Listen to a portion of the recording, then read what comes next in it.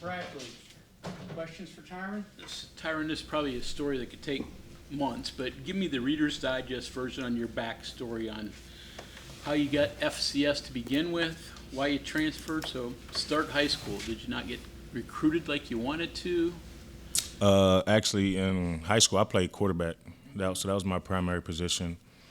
And up until the point I switched to defense, I thought I was going to be a college-level quarterback. So going into my junior year of high school, I was behind a guy he was a little bit better than me at the time. And I was so athletic, my coaches just wanted to get me on the field. So that's when they came up with an idea to, just put me out there on defense. I was always a bigger kid. So I moved to DN my junior year of high school, but I still played quarterback as well. So I went back and forth practicing in-game situations. And then so after my junior year, I built up a little bit of height for myself, playing defensive end. So going into my senior year, that was my primary position. And then dealing with some injuries and stuff going into my senior season. And then, of course, COVID hit, the pandemic hit, so that kind of played a big role in my recruiting as well. And at the time, I had maybe like 3 or 4 offers, and ACU was just a school that kind of stayed with me the whole time during injuries and COVID and things like that. So when it came down to making my decision, that was a school that I was confident in and knew that I would be in the best position. And then I played 2 seasons there. I didn't play much my freshman year. I was kind of used as a third down type of guy. And then going into my sophomore season there, we had a coaching change, and I just took the opportunity and ran with it. I became the starter, and then ever since then, I just went out, played as hard as I could, did what God gave me the ability to do. And then making the transition, I always knew that I was a big-time football player and I wanted to play big-time ball. So entering the portal, that was my decision. Wherever was the best suit for me, wherever the transition was most comfortable, and wherever I would just get the best opportunity and best feel.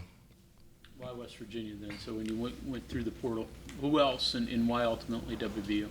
I had picked up quite a few FBS offers when I hit the portal. I was pretty rated highly in the transfer portal, but West Virginia, the moment they contacted me, they knew they let me know what position I would be in right away, and I'm a pretty decisive person. So once I came out here, I came with my grandmother. She felt at peace, she felt comfortable with it, and I did too. And Coach Leslie, he broke everything down for me and gave me a great understanding of the defense.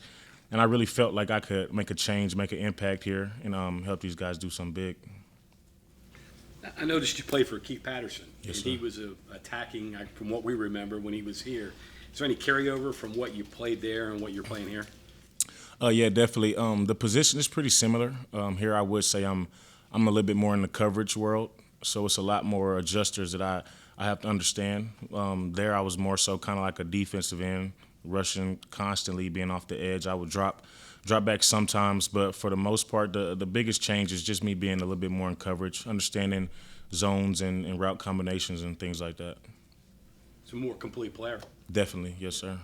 Did you have any doubts when you made the step up, and how has the step up treated you? I wouldn't say doubts. I definitely was concerned. I know it was a big talk about how fast the game was played here, but I've always felt like I played the game fast. So my biggest issue was just coming in and being able to learn everything, because like I said, it's a lot different from that level to this level as far as the scheme wise and things like that. So really just me being able to learn everything, and not only just learn it, but being able to produce and do my job at a high level as well.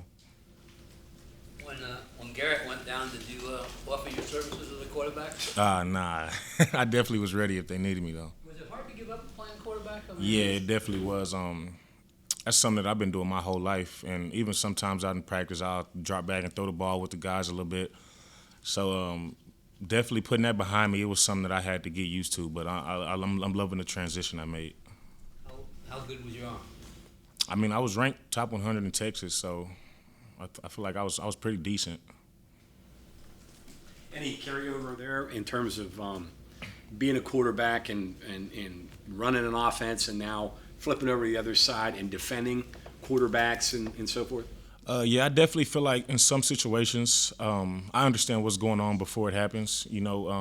As far as reads and dropbacks and and really just when the ball's being snapped. Being a quarterback, you never want the ball unless you're comfortable with what you see. So that's kind of what I like to look at when I'm rushing off the edge or something. When that quarterback gets comfortable and he sees what he wants, that's when he's getting ready to hike the ball. So I feel like that gives me an edge coming off the ball, helps me get off the ball a little bit faster, things like that.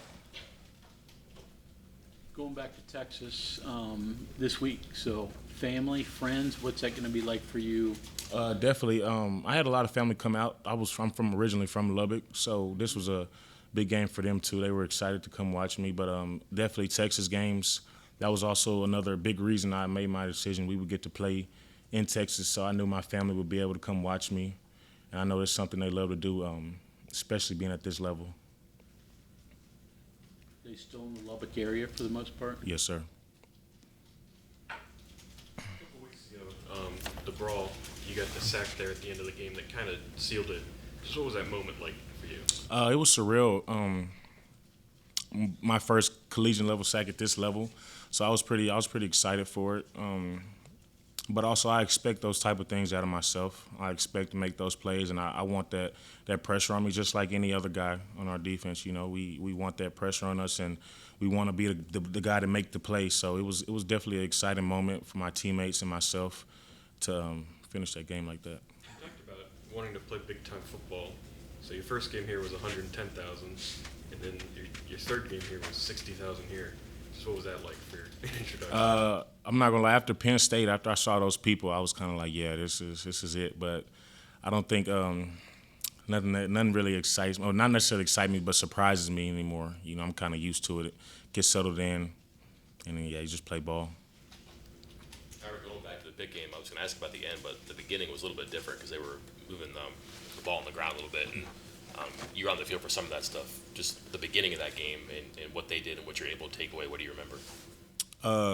Yeah, they came out and they tried to switch it all up on us. So it was some adjusting to do there. But once we got settled in and we kind of really honed in to everything, we started stopping it, and that's when our confidence and stuff started building, and that's when the game kind of turned over in our favor. And at that point, it was just about keeping the foot on the gas. And then you guys are doing something kind of fun with you and Bartlett out there together at the same time. Mm-hmm. I don't know, two bandits seems like it's twice as much fun and twice as much trouble for the offense. What are you guys doing and trying to do there? It's just something me and JB we kind of work off of our strengths. I feel like us and the coaches, we're two of the best pass rushers on the team. So just getting us in those situations where we can help, maybe get a stop or help force a bad throw or just something like that on those big key passing situations. Tyrin, you said you'd like to see when an opposing quarterback's uncomfortable. It's something you read. Is it like his eyes? Is it body language, posture? What do you see that lets you know an opposing quarterback's uncomfortable? Yeah, just his eyes. He can be real nervous when quarterbacks. I wouldn't say but going to the line, they're reading. Reading the safeties, pre-snap, and they're making their adjustments and things like that. And you can I can kind of see when he's kind of done reading and really wants to go with what he wants, and when the play he has. You can kind of just see the relaxation in his shoulders or his hands, or just little tendencies that I might pick up on from being a quarterback. I'm able to understand. How long in your career did it take you to be able to pick up on things like that, especially since you were changing positions? Kind of right away, honestly. Playing quarterback so long and practicing and competing with it and stuff, you kind of like once you can see it from the other side, it's kind of like, oh, he's doing that, or they're about to do this. So it's kind of like a moment where it's like, oh, I would have did this in this situation, or It's like an advantage. Yeah, almost, yes. Able to kind of teach it to younger players because maybe they don't have that quarterback ability, but does that almost allow you to be a little bit of a teacher then? Yeah, definitely. I try to tell some of the younger guys, hey, when the quarterback's getting settled or when he's about to get ready to snap the ball, he kind of gives an indicator, whether it's him or the offensive lineman, but just little things like that. You try to coach young guys up just to help them take their game to the next level. This is your fifth game. 4 of them have been night, or this will be the 4th night game out of 5 games. Does that have any effect on how you guys kind of prepare on the day of, where you're kind of waiting all day to play rather than maybe a noon kick? I wouldn't necessarily say how we prepare. We prepare the same way each week, for each opponent. But I definitely there's a little bit more time to relax in some of those days. Or, early games we're kind of upbeat. We kind of got to get started a little bit earlier. But I definitely say we prepare the same way for each opponent, each game. Every defense has characteristics or whatnot. How do you describe this defense? We're relentless, man. We're fast. We're physical. We're smart, and we play good football together. I feel like we're a really cohesive defense. Every guy out there, we're friends outside of football, and so I feel like that gives us a huge advantage because it may be situations where you and a guy may not be that close or be that cool, but when you have that bond and that relationship, you can look at them or maybe say something to them that you might not be able to say to any other teammate. So I definitely feel like that gives us an edge, being so close with one another. And then just our mentality every day. Coach Leslie, he pounds it on us. We're going to be fast, physical, and we're going to strike people. So I feel like that's definitely our identity. So Lee was talking about kind of having a chip on the shoulder from last year. As a new guy coming in, how do you kind of react to when the team gets picked last and everybody's taking it hard, but how do you kind of react as a new guy to that? It's definitely different for me, but also me coming in, I also have a chip on my shoulder as well. I'm an FCS guy coming to this level, so a lot of times I might be looked at as I don't belong here or I'm not good enough. So that chip, I feel like it just carries over. And then, like I said, when you have that cohesive bond, it's like, okay, my brother's struggle is my struggle as well. So these guys, they were picked 14th, so I was picked 14th as well. So coming in, just having that mindset, that mentality that they picked us last, and no matter what, these guys, they brought me in to help them out. So I'm a part of it, and whatever they're in, I'm in, and we're riding for each other. So you're a long ways from home. You had any tough adjustments? Anything you do or don't like about Morgantown? You haven't got the winner yet, so we can't count. Yeah, it's definitely been an adjustment.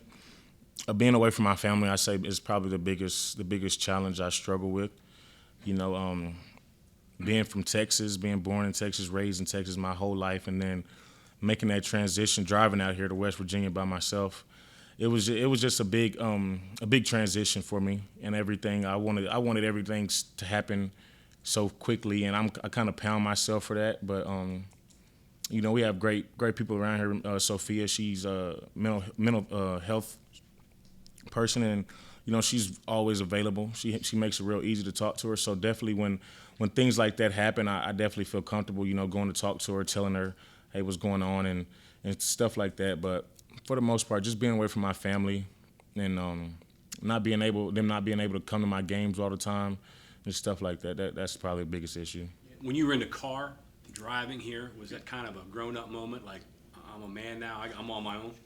Yeah, I had been in college 2 years away, but ACU, that's probably like 2 hours away from my hometown, so it wasn't nothing to just go back, So when I took that 26-hour drive, it was kind of like, dang, like this is real. I'm going out here, and my mom, she still cries. She cried yesterday. They were down here yesterday. She cried when I had to go back home and stuff like that. So. It's definitely that realization of waking up like, yeah, this is the real world, and being out here on my own, and I can't call mom and, hey mom, I need you, or I can't, just stuff like that. Can't have her do your laundry. Yeah, she can't come cook for me, or Right. Just stuff like that. Yes, sir. Are they going to be at TCU? Yeah, they'll probably make all the Texas games. You had a pepperoni roll yet? Zach brought you any from Fairmont? No, I haven't had one. Zach, that's your job. Okay, any other questions for Tyrin? All right, thank you very much. Thank you.